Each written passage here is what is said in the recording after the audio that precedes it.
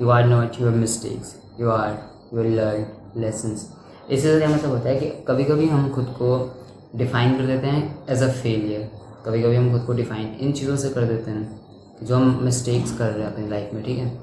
So as a human अगर हम एक पॉजिटिव माइंड सेट लेके चलते हैं, एक बहुत बेटर चीज़ लेके चलते हैं, फेलियर हमारी लाइफ में आ रहे हैं बट हम वहाँ से लेसन्स एक्सट्रैक्ट कर रहे हैं, गिल्ट नहीं, समझ रहे हो, हम गिल्ट एक्सट्रैक्ट नहीं कर रहे हैं, हम as a human as a person ही खुद को फेलियर नहीं बता दे रहे हैं, हम अपने आप को अपनी मिस्टेक नहीं बना दे रहे हैं, हम उन लेसन्स को ले रहे हैं, वहाँ से कुछ सीख रहे हैं, फिर हम खुद को बिल्ड कर रहे हैं वहाँ से। That's the best approach someone can have, ठीक है। फेलियर्स बहुत बेस्ट चीज़ है, वहाँ से हम कुछ ना कुछ तो सीखते हैं, एटलीस्ट इतना सीखते हैं हद से ज़्यादा, इतना हमें सक्सेस नहीं सिखा सकती है।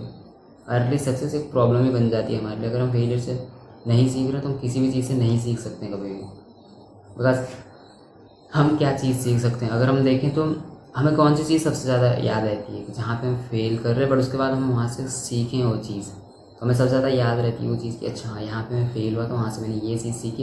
हम उसे कभी नहीं भूलते ज़िंदगी में, जो चीज़ हम ऐसे सीखते हैं कि कुछ गलतियाँ करी उसके बाद हम सीख रहे हैं, वो किसी भी फील्ड में हो सकता है। This is it's the most important thing जो कि आपको समझना पड़ेगा, ठीक है।